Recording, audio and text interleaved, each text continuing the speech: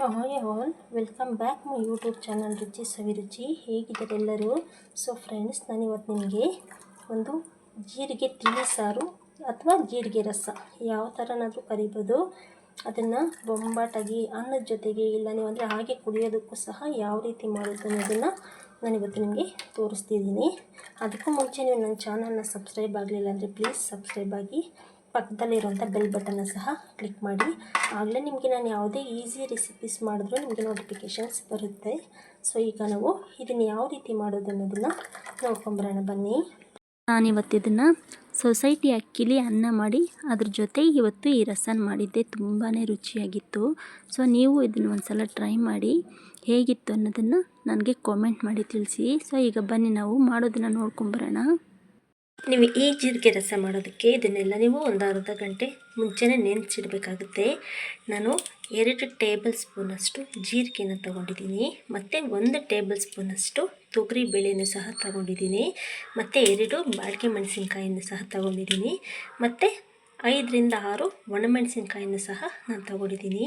ಈಗ ನೀವು ಇಷ್ಟನ್ನು ಒಂದು ಬೌಲ್ ತೊಗೊಂಡು ಅದಕ್ಕೆ ಈಗ ಇಷ್ಟನ್ನು ಸೇರಿಸಿ ನೀವು ಇದಕ್ಕೆ ನೀರು ಹಾಕಿ ಒಂದು ಅರ್ಧ ಗಂಟೆ ಇದನ್ನೆಲ್ಲ ನೆನೆಸಿಡಬೇಕಾಗುತ್ತೆ. ನಿಮಗೆ ಒಂದು ಸಲ ಮಾಡಿ ನೋಡಿ, ರಸ ತುಂಬಾ ಡಿಫ್ರೆಂಟಾಗಿ ಸೂಪರಾಗಿರುತ್ತೆ. ಸೊ ಇದಕ್ಕೆ ಈಗ ನಾವು ನೀರು ಆ್ಯಡ್ ಮಾಡ್ಕೊಳ್ಳೋಣ ಅಲ್ವಾ.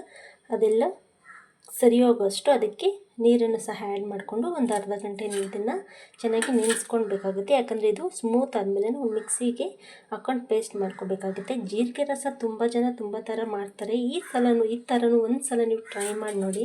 ನಿಮ್ಗೆ ಇಷ್ಟ ಅಂದರೆ ಮತ್ತೆ ನೀವೇ ಟ್ರೈ ಮಾಡ್ತಿರ್ತೀರಾ. ನೋಡಿದ್ರಲ್ವಾ, ಈಗ ನಾವು ಇದನ್ನು ಇಷ್ಟನ್ನು ನೆನೆಸಿ ಅರ್ಧ ಗಂಟೆ ಆಗಿದೆ. ಸೊ ನಾವೀಗ ಈ ನೀರಿನ ಸಮೇತ ಒಂದು ಮಿಕ್ಸಿ ಜಾರ್ಗೆ ಇದೆಲ್ಲನೂ ಸೇರಿಸ್ಕೊಳ್ಳೋಣ.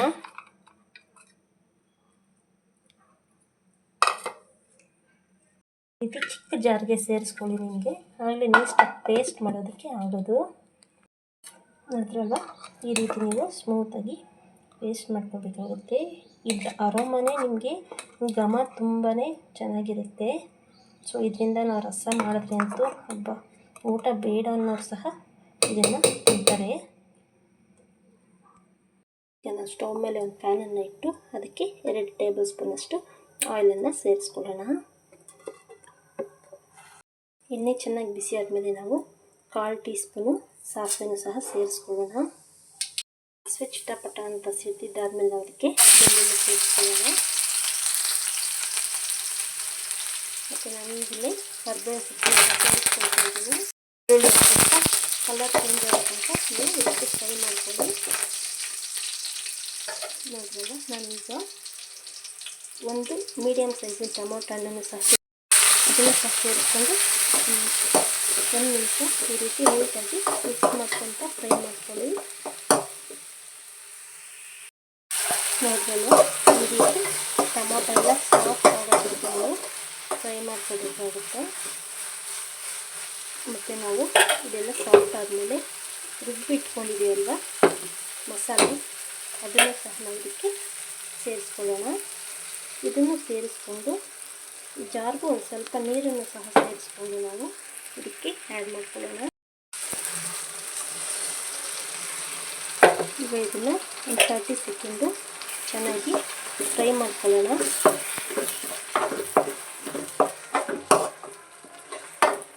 ಇದು ಘಮನೇ ತುಂಬ ಚೆನ್ನಾಗಿದೆ. ಸೊ ನೀವು ಈ ಥರನೂ ಒಂದು ಸಲ ರಸನ ಟ್ರೈ ಮಾಡಿ ನೋಡಿ, ನಿಮ್ಗೆ ಖಂಡಿತವಾಗ್ಲೂ ಇಷ್ಟ ಆಗುತ್ತೆ. ಸೊ ಹೀಗೆ ನಾವು ಇದನ್ನು ಒಂದು 30 ಸೆಕೆಂಡ್ಸು ತಲ ಹತ್ತೋದಕ್ಕೆ ಬಿಡುತ್ತೆ. ಈ ರೀತಿ ಮಿಕ್ಸ್ ಮಾಡ್ಕೊಳ್ತಾ ಫ್ರೈ ಮಾಡ್ಕೋಬೇಕಾಗುತ್ತೆ. ನೋಡೋದ್ರಲ್ವ, ನಾವು ಇದನ್ನು ಒಂದು 30 ಸೆಕೆಂಡ್ ಈ ರೀತಿ ಫ್ರೈ ಮಾಡ್ಕೊಂಡಿದ್ದೀವಿ. ಈಗ ಇದು ಕರೆಕ್ಟಾಗಿ ಕುದ್ದಿದೆ. ಸೊ ಈಗ ನಾವು ಹುಣಸೆ ಹಣ್ಣಿನ ರಸನ, ನಿಂಬೆ ಹಣ್ಣಿನ ಗಾತ್ರದ್ದು ಹುಣಸೆ ಹಣ್ಣು ತೊಗೊಂಡು ಅದ್ರ ರಸನ ಈಗ ನಾವು ಇದಕ್ಕೆ ಸೇರಿಸ್ಕೊಳ್ತಿದ್ವಿ. ಇದು ಹುಣಸೆ ಹುಳಿ ನೀರಿದು.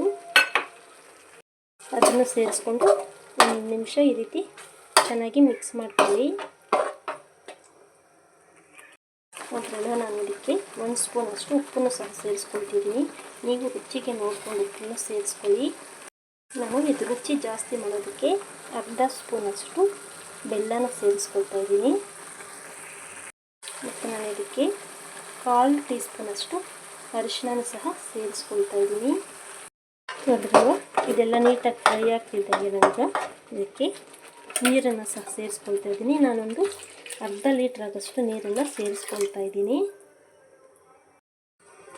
ನಿಮಗೆ ಅರ್ಧ ಲೀಟ್ರ್ ನೀರಾದರೆ ಸಾಕಾಗುತ್ತೆ. ಸೊ ಇಷ್ಟನ್ನು ಸೇರಿಸ್ಕೊಂಡು ನಾವು ಈ ರೀತಿ ನೀಟಾಗಿ ಒಂದ್ಸಲ ಮಿಕ್ಸ್ ಮಾಡ್ಕೊಳ್ಳೋಣ. ಈಗ ಚೆನ್ನಾಗಿ ಇದನ್ನು ಒಂದು 10 ನಿಮಿಷ ಕುದಿ ಬರೋದಕ್ಕೆ ಬಿಡಬೇಕು. ಚೆನ್ನಾಗಿ ಕುದಿ ಬರಬೇಕಿದು. ಈಗ ನಾವು ಫೈನಲ್ ಆಗಿ ಇದಕ್ಕೆ ಕೊತ್ತಂಬರಿ ಸೊಪ್ಪನ್ನ ಸಹ ಚಿಕ್ಕ ಚಿಕ್ಕದಾಗಿ ಕಟ್ ಮಾಡಿ ಈ ರೀತಿ ಸೇರಿಸ್ಕೊಳ್ಳಿ.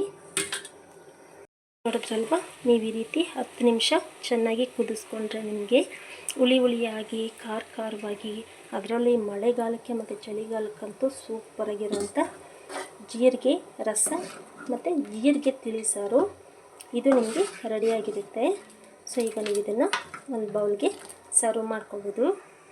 ಈ ರಸ ನೀವು ಕುಡಿಯೋದಕ್ಕೆ ಮತ್ತು ಅನ್ನದ ಜೊತೆಗೆ 2 ರೀತಿಯೂ ನೀವು ಯೂಸ್ ಮಾಡ್ಕೋಬೋದು.